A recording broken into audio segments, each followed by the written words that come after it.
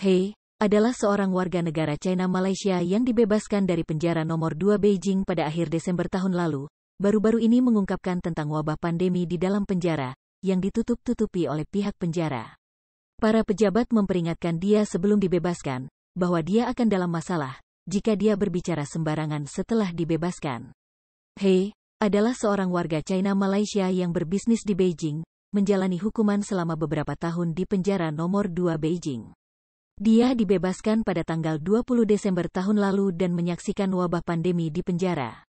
Dia mengatakan wabah itu merebak pada akhir November setelah polisi penjara berganti giliran jaga, yang biasanya terjadi setiap 2 atau 3 minggu. Sekelompok polisi lain datang dan membawa virus dari luar. Setelah 3 hari, pada tanggal 3 dan tanggal 4 Desember dalam waktu sekitar 6 hari, sebagian besar orang di penjara terinfeksi, katanya kepada Tachien.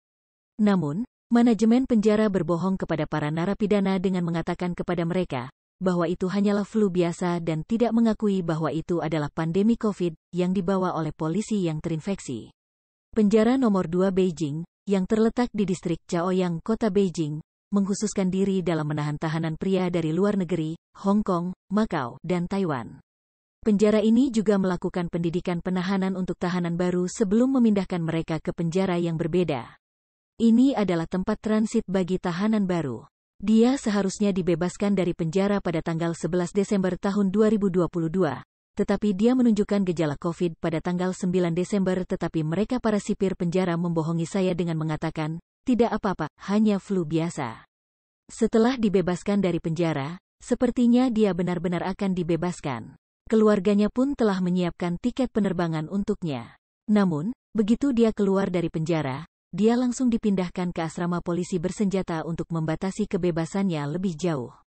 Mereka tidak memberitahu saya apapun dan tidak membiarkan saya pergi. Saya bertanya mengapa mereka mengatakan bahwa saya dinyatakan positif.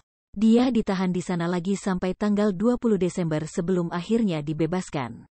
Dia mengatakan bahwa pihak berwenang penjara menyembunyikan pandemi dan tidak memberikan hak kepada para tahanan untuk mengetahuinya, sehingga situasi kematiannya semakin tersembunyi. Kami bahkan tidak diizinkan untuk mengetahui bahwa kami terinfeksi.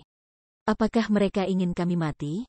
Mengenai tingkat kematian akibat COVID di dalam penjara, dia memberikan perkiraan konservatif setidaknya 10% hingga 15%, sama dengan situasi di luar. Setelah wabah, otoritas penjara memisahkan para narapidana, sehingga lebih sulit bagi narapidana untuk mengetahui situasi satu sama lain. Dapur, bengkel, semua digunakan untuk penahanan, semuanya dilakukan secara rahasia. Jika gejala orang tersebut lebih parah, mereka akan mengatakan bahwa dia menderita flu berat dan perlu dibawa ke tempat lain.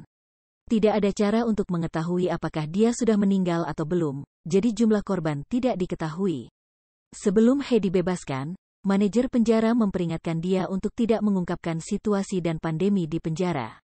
Petugas penjaga Wu Ziguo dan Cui Baofeng, pemimpin peleton Liu Xiangdong, komandan tertinggi di penjara, mengancam, jangan bicara macam-macam setelah Anda dibebaskan. Ketika Anda kembali ke Tiongkok, Anda akan mendapat masalah. Jangan pernah berpikir bahwa jika berbicara macam-macam di luar, kami tidak akan dapat menemukan Anda. Semakin mereka tidak mengizinkan saya berbicara, semakin saya ingin berbicara. Dia mengatakan bahwa, sebelum masuk penjara, dia masih memiliki delusi tentang Partai Komunis China. Jika tidak, dia tidak akan datang ke Beijing untuk berbisnis. Namun setelah beberapa tahun di penjara, dia telah melihat wajah Partai Komunis China yang sebenarnya. Akibatnya dia berkata, selama sisa hidup saya akan menjadi orang yang blak-blakan menentang Partai Komunis China. Dia menambahkan, penjara itu penuh dengan propaganda anti-Amerika, menghasut kebencian terhadap orang Amerika dan menyebarkan kebohongan bahwa Amerikalah yang menyebabkan dan menyebarkan virus. Penjara ini menggabungkan pencucian otak politik dengan pengurangan hukuman, meskipun kebijakan pengurangan hukuman tidak lagi berlaku setelah tahun 2019. Para tahanan asing dipaksa untuk menyanyikan lagu-lagu populer seperti, tidak akan ada Tiongkok baru tanpa Partai Komunis China. Bahkan orang asing yang tidak tahu bahasa Mandarin pun dipaksa menyanyi atau dihukum dengan berbagai macam alasan. Penularan di antara para tahanan, praktisi Falun Gong jarang terinfeksi. Dia mengatakan bahwa selain menahan tahanan pria asing dari Hong Kong, Macau, dan Taiwan, penjara nomor 2 Beijing juga merupakan stasiun transit. Tahanan yang dipindahkan ke penjara lain harus dipenjara terlebih dahulu di penjara ini, biasanya selama 2 atau 3 bulan, sehingga praktisi Falun Gong yang dihukum pindah ke sini terlebih dahulu. Setelah pandemi, para tahanan sangat khawatir tentang siapa yang terinfeksi. Para tahanan saling menyebarkan penyakit satu sama lain. Tetapi praktisi Falun Gong jarang sekali terinfeksi, katanya. Bagaimana Anda tahu? Tanya wartawan. Dia berkata, karena di rumah sakit penjara Anda akan bertemu dengan narapidana dari penjara lain.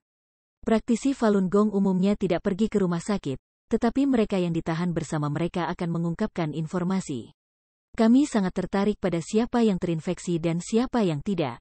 Di antara para tahanan beredar kata-kata, Falun Gong tidak terinfeksi.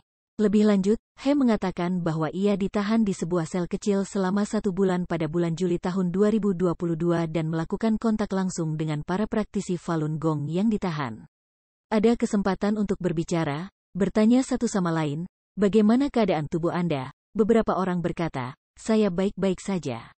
Mereka yang mengatakan saya baik-baik saja semuanya adalah praktisi Falun Gong.